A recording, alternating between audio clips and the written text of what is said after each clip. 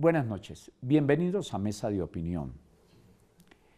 El tema de las relaciones internacionales, de la política exterior colombiana, poco se debate, sobre todo por quienes están obligados a hacerlo y en buen grado, porque son los directores de las relaciones internacionales, que son los presidentes.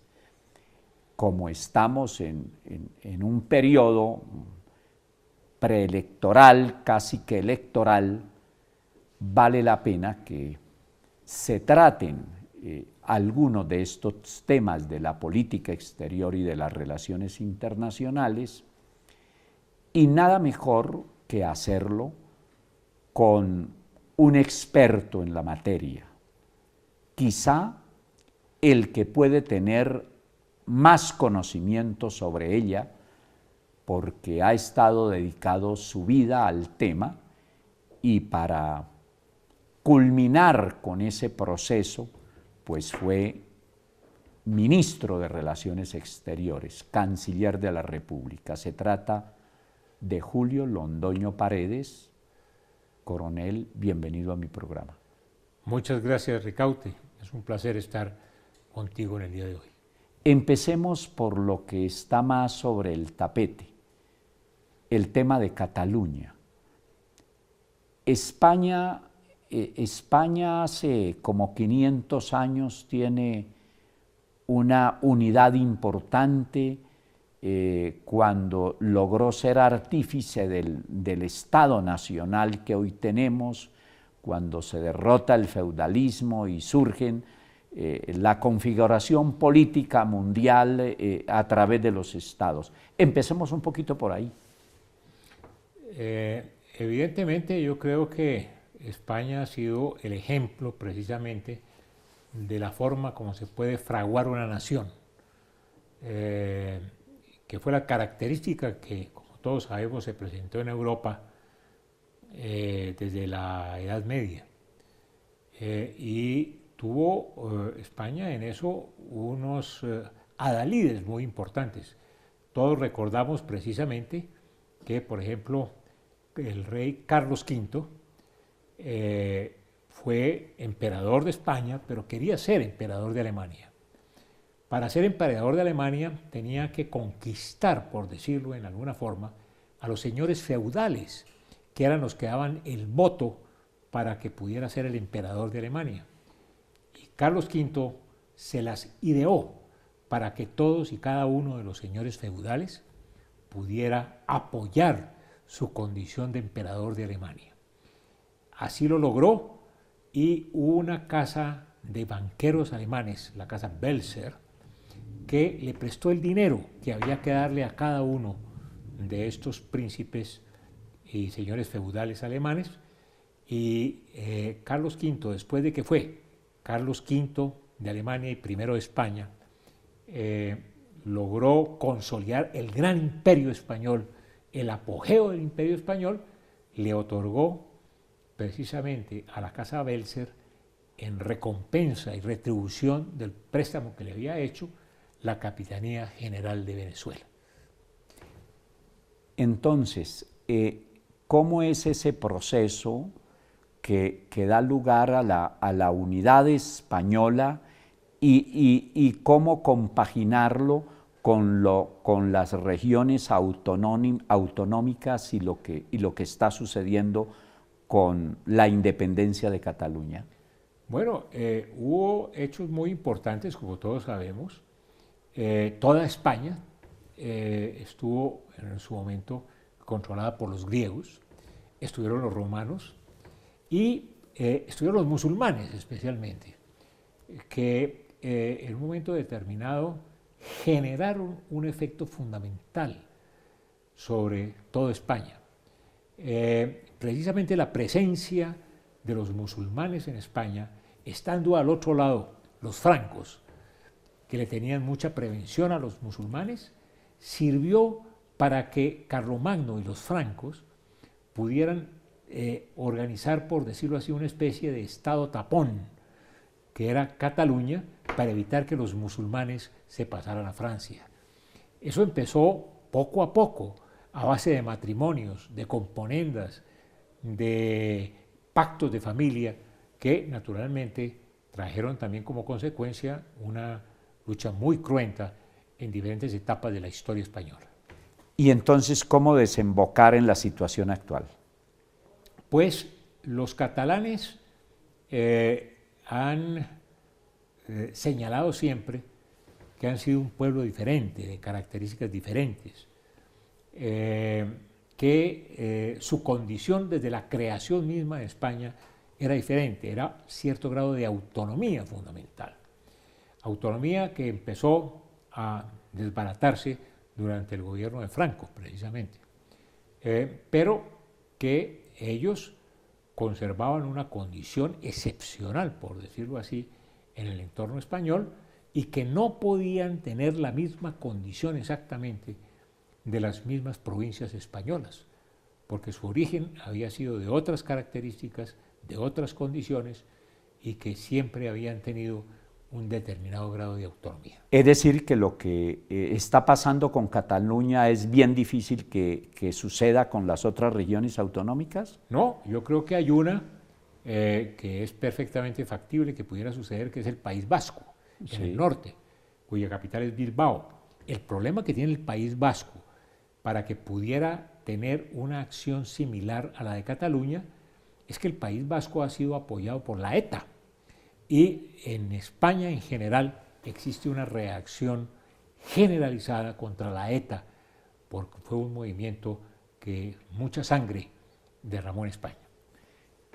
El hecho de que sea prácticamente imposible, o lo digo mejor, nos parece que es prácticamente imposible que Cataluña pueda lograr la independencia. Ya se está investigando penalmente al presidente del gobierno que ya salió de España y ya hay como que unos 20 investigados, lo que quiere decir que la actuación de facto de quienes buscan la independencia de Cataluña no va a tener éxito. Yo veo que eso es muy difícil, especialmente por una condición adicional, porque Cataluña o cualquier país del mundo, para que pueda conservar su independencia, se necesita que tenga un reconocimiento internacional. De resto, puede hacer todo tipo de proclamas, pero no existe. Y la comunidad internacional... Todo parece indicar que no habrá ninguno que llegue a apoyar la independencia de Cataluña. Sin embargo, hay dos semiestados que han dicho que están dispuestos a apoyar a Cataluña.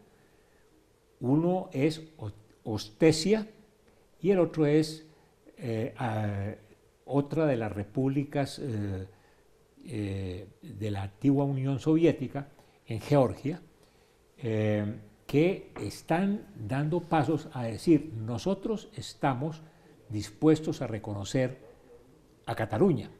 Pero fíjese usted, esos dos estados, que son Abjasia y Ostesia, han sido reconocidos solamente por Rusia, por Nicaragua y por Venezuela, nada más.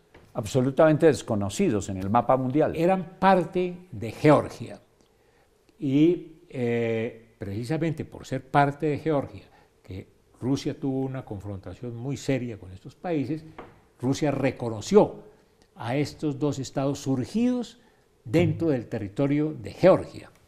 Ahora, entonces, esos dos países, si los podemos llamar países, no son miembros de Naciones Unidas y solamente tienen 3 reconocimientos, los que le he señalado: Rusia, Venezuela y Nicaragua. Habrá que saber cuál va a ser la posición que en un momento determinado tengan Rusia, Nicaragua y Venezuela frente a Cataluña. Supongo que tendrían otro gran inconveniente, y es que, como es elemental, España es un actor principal en la Comunidad Económica Europea, no estaría dispuesta la Unión Europea a permitir que haya un Estado que se fraccione, porque eso afectaría a la comunidad misma. Y además sería un pésimo ejemplo. Todos sabemos, por ejemplo, la condición de Bélgica en este momento. Bélgica está dividida, a pesar de que tiene 3 comunidades, una flamenca, una valona o francesa y una alemana. Hay una confrontación muy grande entre los flamencos en el norte y los valones en el sur, y ha estado a punto de disolverse Bélgica. Solamente es mantenida por la figura de la corona, solamente. La monarquía es la que ha mantenido aglutinada a Bélgica, y Bélgica ha visto con gran preocupación que en un momento se le puede evaporar el país. En las mismas condiciones está Escocia en el Reino Unido, en las mismas condiciones está Alemania incluso con respecto a Baviera, de tal manera que cada uno de los países europeos tiene una serie de problemas vigentes que no puede de ninguna manera dar el ejemplo de auspiciar o de apoyar, porque le puede suceder exactamente lo mismo en cualquier momento. ¿No ha habido un tanto de descuido o de falta de precaución suficiente del gobierno español de no haber permitido primero que se declarara la independencia de Cataluña y luego que se haya generado este clima que, aunque no van a poder lograr la independencia porque España pues no lo permitiría, pero sí se causa un malestar y un ejemplo que puede cundir a otras naciones del mundo? Claro, yo creo que esa es una preocupación del gobierno español, empezando precisamente, como decíamos hace un momento, por el País Vasco, y así con otra serie de regiones en diferentes partes del mundo. Pero esas condiciones de las autonomías españolas fueron la solución para evitar en un momento determinado que esa nación, que difícilmente se había forjado a base de todos esos esfuerzos de sus predecesores, entonces pudiera en un momento determinado desintegrarse. Los catalanes se han acogido a esa situación y cada vez se han sentido más vinculados o más tercermundistas, digámoslo así. Es una provincia que está entre Francia y España y por lo tanto se consideran que tienen una condición especial frente a las demás provincias españolas, con una condición adicional que dicen también lo que mismos que dicen, como tú sabes, los italianos del norte de Italia, que dicen: nosotros hemos sostenido el resto de España, nosotros producimos muchísimo, somos el motor de España y todos nuestros ingresos son utilizados por el gobierno central para distribuirlos entre las otras provincias.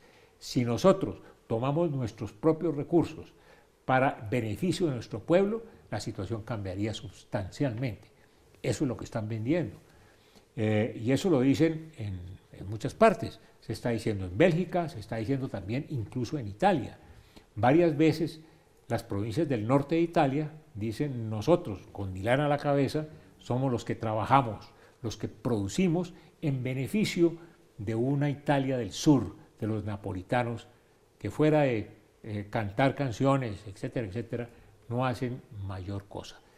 Entonces, esas tendencias de que unos trabajan, o que una provincia o una región trabaja en beneficio de los demás, es uno de los elementos que está pesando más dentro de la población catalana, que los dirigentes catalanes la han vendido dentro de la población para decir: la condición de Cataluña va a mejorar. ¿Qué tanto puede incidir este hecho en la debilidad del Estado Nacional? El Estado Nacional se ha venido debilitando por el fenómeno de la globalización, de la internacionalización de la economía. ¿Qué puede pasar hacia adelante ahí? Pues yo creo que ante todo puede darse una situación en que una serie de países tienen que cuidarse muchísimo de este ejemplo que se ha presentado. Recuerda tú que, por ejemplo, durante mucho tiempo el caso de Quebec con los franceses en el Canadá fue muy marcado. Y es un problema que es una actitud fácilmente imitable en un momento determinado. Despertar los nacionalismos, incluso en nuestro país. Algunas veces se ha presentado esa situación. Fuimos, como tú recuerdas muy bien, en la parte de la historia colombiana, cuando estuvimos en los estados federales, tuvimos esa condición. Con la Constitución de 1863. Así es.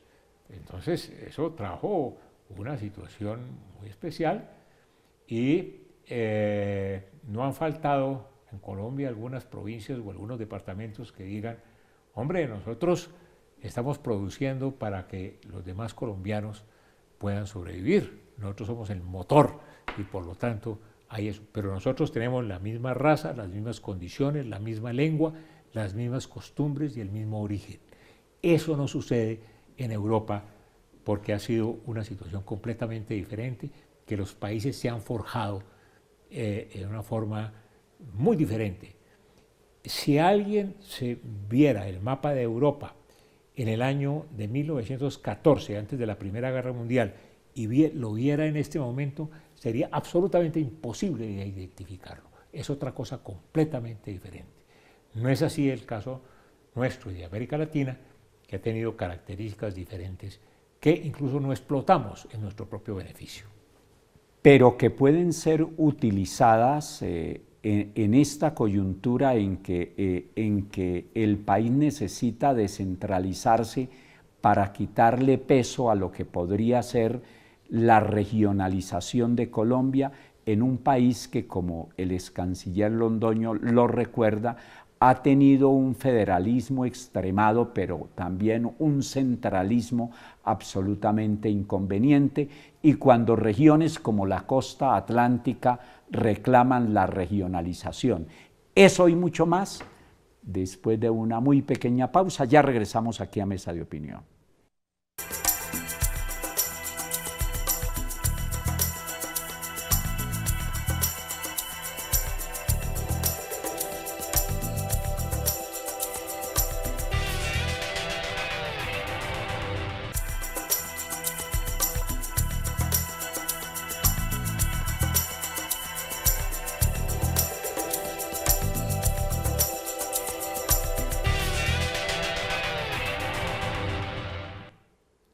Continuamos en Mesa de Opinión. Me encuentro con el ex canciller Julio Londoño Paredes y el primer tema que estamos abordando es el de Cataluña. Y a raíz de eso habíamos quedado en un punto que me parece vital. Colombia ha tenido mucho centralismo y mucho federalismo, exceso de los dos. Ahora tiene un Estado unitario con una autonomía e independencia de las entidades territoriales, pero demasiado relativa, demasiado limitada. ¿Qué tanto va a incidir esto de Cataluña en que Colombia no realice el proceso por 200 años aplazado de la descentralización y donde perfectamente podría ser no el federalismo, que lo exageramos tanto y por eso causó tanto daño, sino el reconocimiento de lo que no hemos hecho, de las regiones que sociológicamente ahí están? Yo creo precisamente que eso que tú señalas, la regionalización del país, es fundamental para evitar esa situación, porque tú mencionabas la situación de la costa atlántica, eso es evidente, y así se está presentando en otras partes del país. Yo creo que esto puede servir de todas maneras para una reflexión por parte, no solamente en Colombia, sino de otros países que en alguna forma han sufrido fenómenos parecidos en América Latina.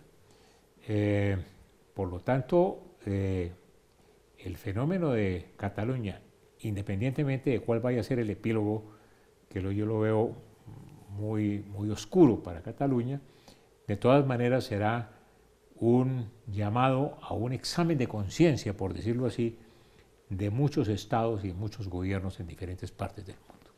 Hay un tema que solo se toca coyunturalmente y que es vital en este país, es el del diferendo con Nicaragua.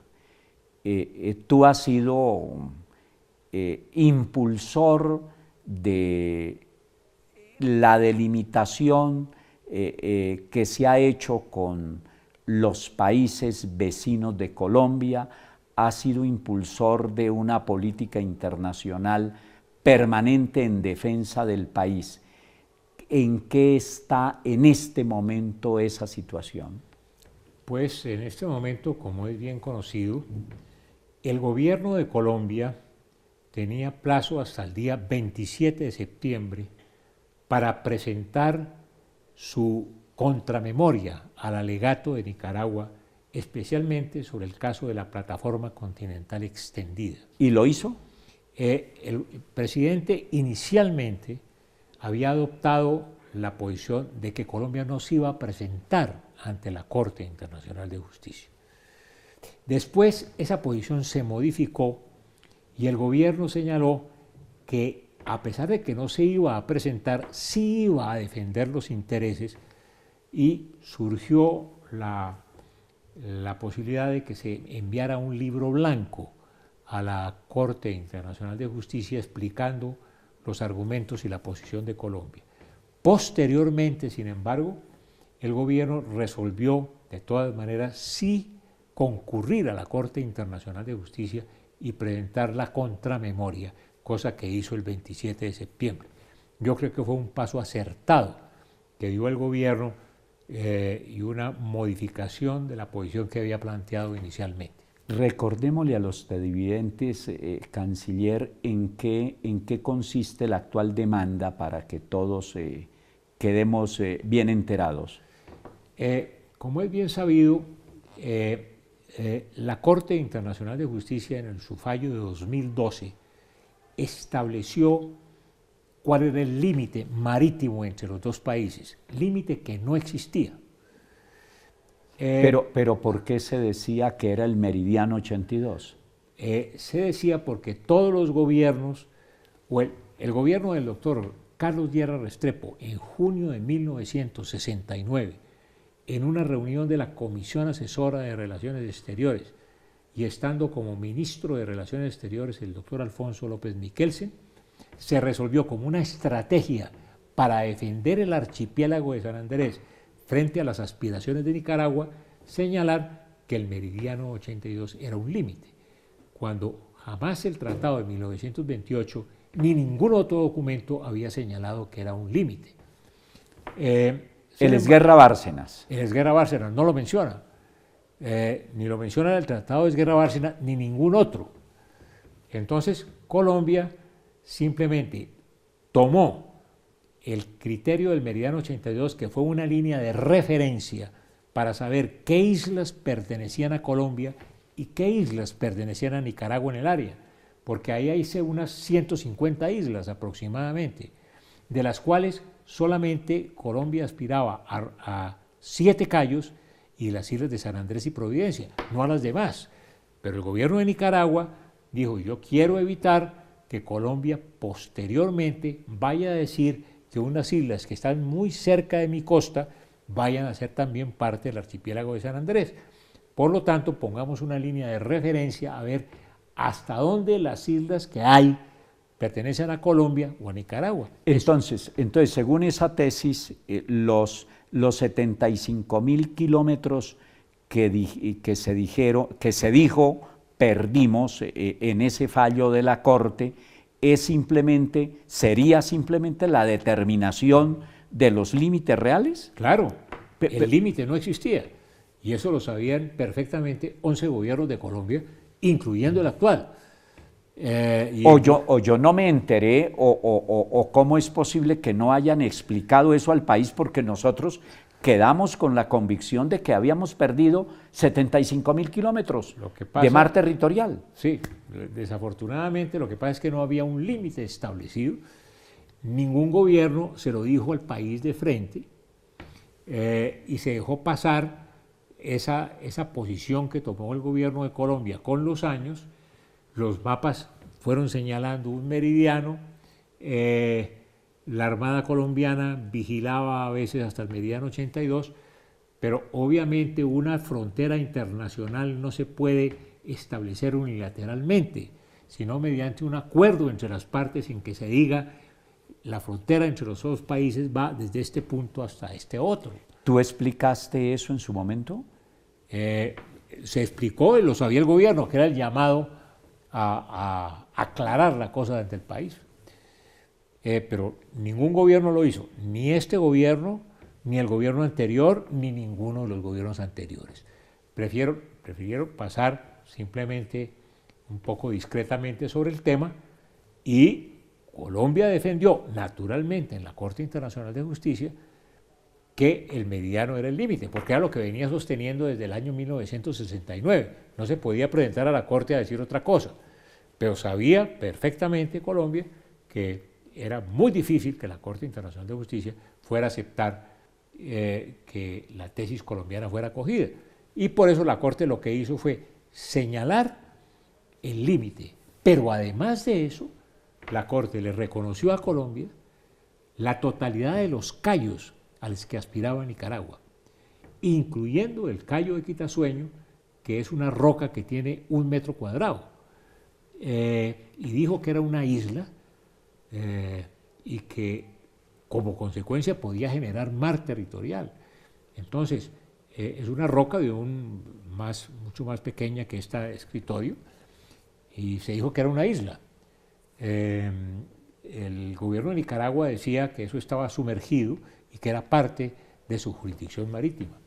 Entonces, el fallo en general fue un fallo que no fue absolutamente favorable a Colombia, pero de ninguna manera fue favorable a Nicaragua. Tan será así que Nicaragua nos demanda por segunda vez ante la Corte Internacional de Justicia para reclamar ante la Corte que le otorgue la línea que le rechazó en el fallo de 2012, es decir, el límite externo de la plataforma continental que ya la Corte había rechazado en el fallo de 2012.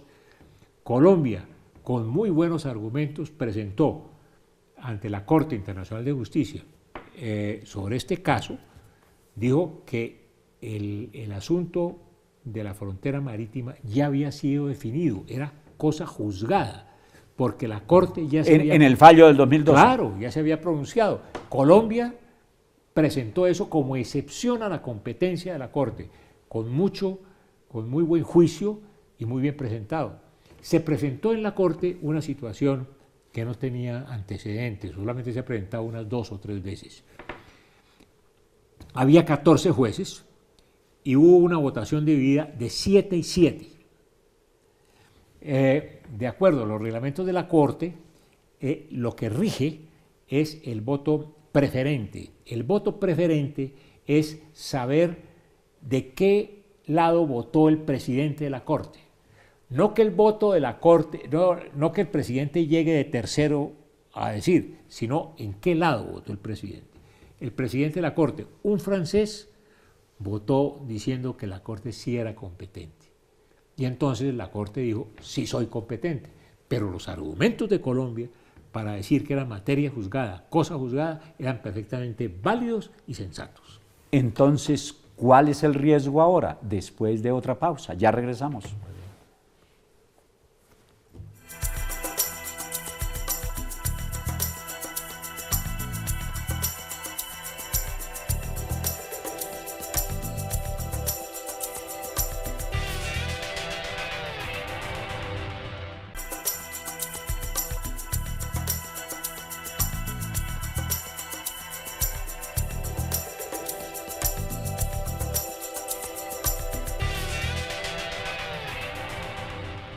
Regresamos a Mesa de Opinión.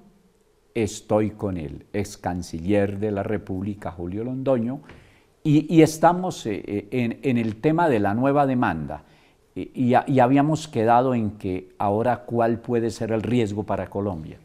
El riesgo que tendría Colombia es que la Corte Internacional de Justicia reconozca la tesis de Nicaragua, es decir, de que su límite iba no hasta donde quedó señalado en el año 2012, sino más allá de ese límite, hasta el punto que, por efecto de su plataforma continental, podría acercarse a la costa atlántica colombiana. Ese es el riesgo que hay. Y esa era la prevención que ha tenido el gobierno precisamente sobre la Corte Internacional de Justicia. Ya el gobierno actual denunció el Pacto de Bogotá, cosa que estaba prevista en el mismo pacto, y ya el gobierno anterior, durante el gobierno del doctor Pastrana, el gobierno había retirado la declaración de aceptación de la Corte Internacional de Justicia. ¿Se demoraron en denunciar el pacto? ¿No hubo allí una gran equivocación? Yo creo que se demoraron muchos gobiernos en hacerlo. Eso no fue solamente este gobierno que dio el paso, sino que a mi juicio el Pacto de Bogotá se ha debido denunciar desde hace muchos años. No se hizo por una serie de consideraciones más de carácter político y romántico que otra cosa. Entre otras, que parecería increíble que el Pacto de Bogotá, suscrito precisamente en Bogotá en el epílogo del 9 de abril de 1948 y que se llamaba Pacto de Bogotá en honor de Bogotá, fuera a ser denunciado por Colombia. Pero fíjate tú que del Pacto de Bogotá solamente 15 estados son parte de los 35 del continente. Pero nosotros teníamos una vocación por el arbitraje muy especial, por el arbitraje obligatorio. No quiere decir que Colombia no esté de acuerdo con acudir en un momento determinado a la Corte Internacional de Justicia o a un árbitro. Lo que pasa es que considera que se tiene que hacer por mutuo acuerdo de las partes y no a la fuerza, como Colombia se comprometió a hacerlo en el Pacto de Bogotá y en la declaración que había depositado ante la Corte Internacional de Justicia en 1937. Hemos perdido gran cantidad de territorio. ¿Por qué hemos cometido tantos errores? Porque si hubiésemos actuado bien, el territorio colombiano no hubiera sido tan cercenado. Ricaute, esa es una impresión generalizada, pero si uno se pone a estudiar cuidadosamente las cosas, se da cuenta de lo contrario. En el caso de Venezuela, por ejemplo, el gran problema que se presentó con Venezuela es que el laudo arbitral de la regente María Cristina de España de 1891, que fue el que estableció en términos generales la frontera entre los dos países, mereció el rechazo de Venezuela inicialmente. El gobierno de Colombia, muy satisfecho por el fallo del rey de España o de la regente María Cristina de España, precisamente le ofreció como obsequio a la regente María Cristina de España el tesoro Quimbaya de 122 piezas de oro. Y en Venezuela todo lo que suene a arbitraje merece rechazo, porque considera toda la población que ha perdido territorio en manos de Colombia. Lo mismo piensa Ecuador con respecto a Colombia.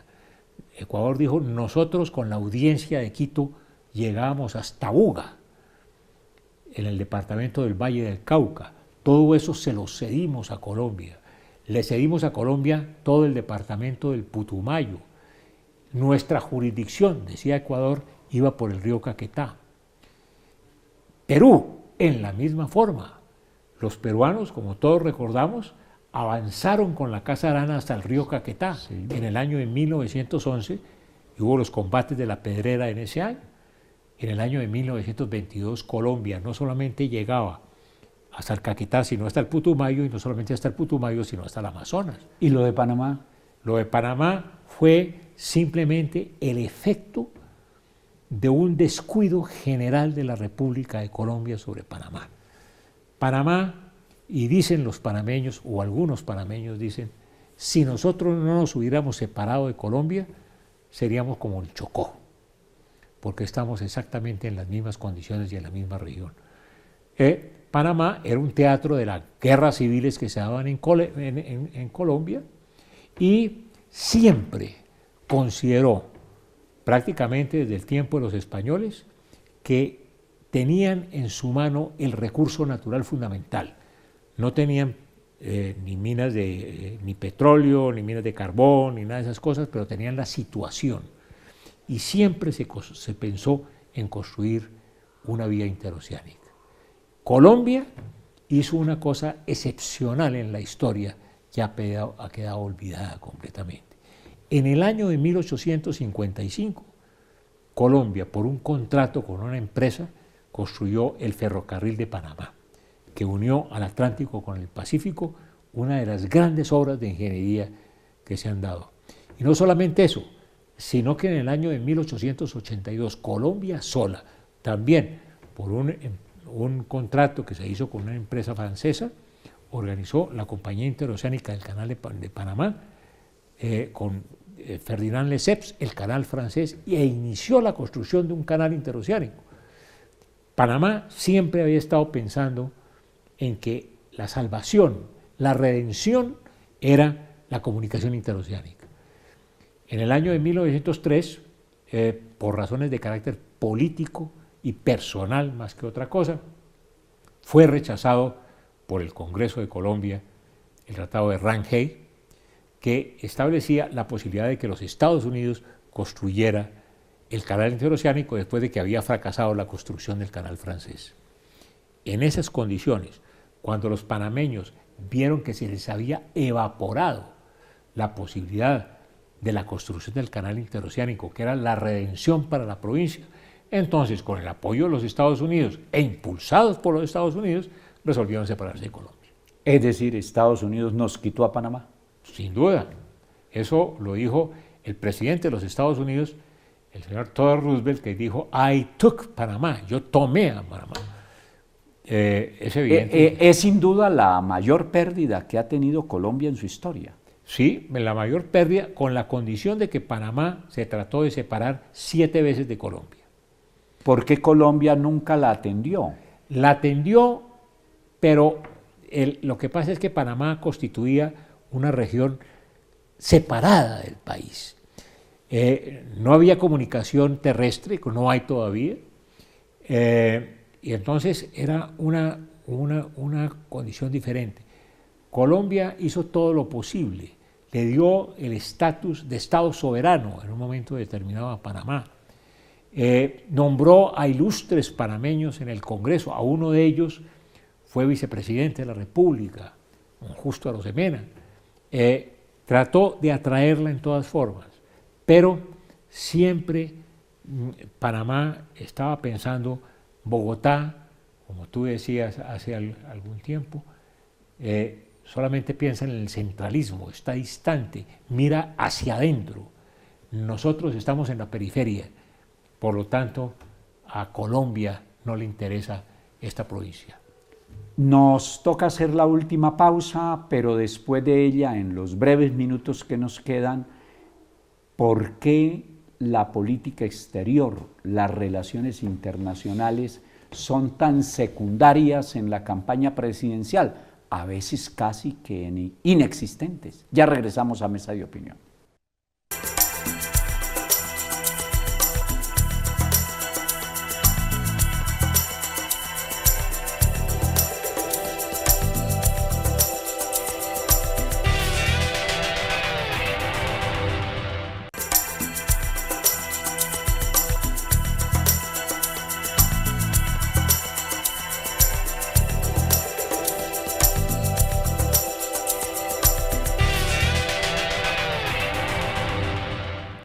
Regresamos a la última parte de Mesa de Opinión. Canciller, ¿cómo es posible? Yo no lo he podido entender, es que los temas de las relaciones internacionales, de la política exterior, son como para un sector muy reducido, al punto que ni siquiera un debate presidencial, siendo el presidente el director de las relaciones internacionales, no sea uno de los centros de la campaña política?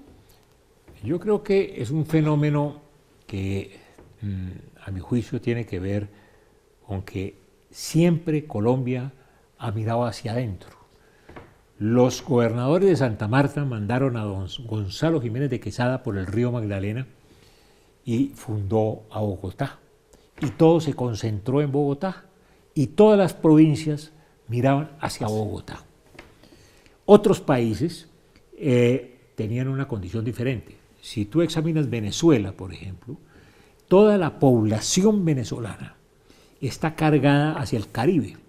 Está desde Maracaibo hasta Puerto de la Cruz, incluyendo Caracas, toda está sobre el mar y mira hacia afuera.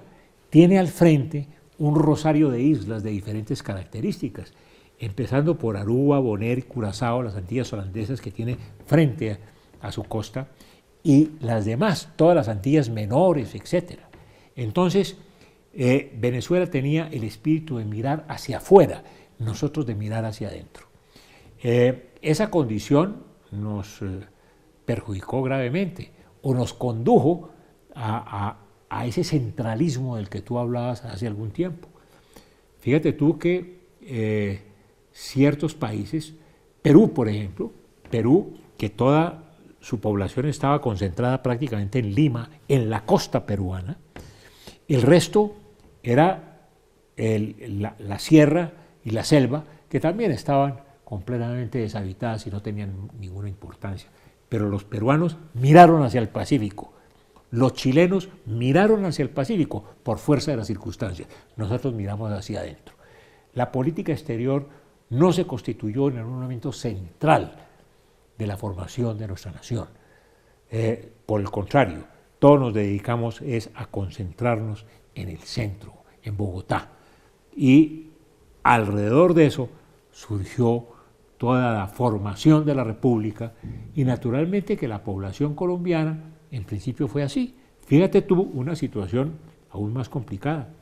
Hasta la Constitución del 91, el país estaba dividido en los departamentos, que eran unas zonas elegantes e importantes, las intendencias y las comisarías llamados territorios nacionales. Administrados desde la Plaza de Bolívar. Administrados ojalá de la Plaza de Bolívar, en una pequeña oficina del Ministerio de Gobierno en ese entonces que se llamaba la Dirección de Territorios Nacionales. El departamento administrativo. Así es, que después fue departamento administrativo. Sí, inicialmente antes, era una pequeña oficina que era la que gobernaba la mitad de Colombia.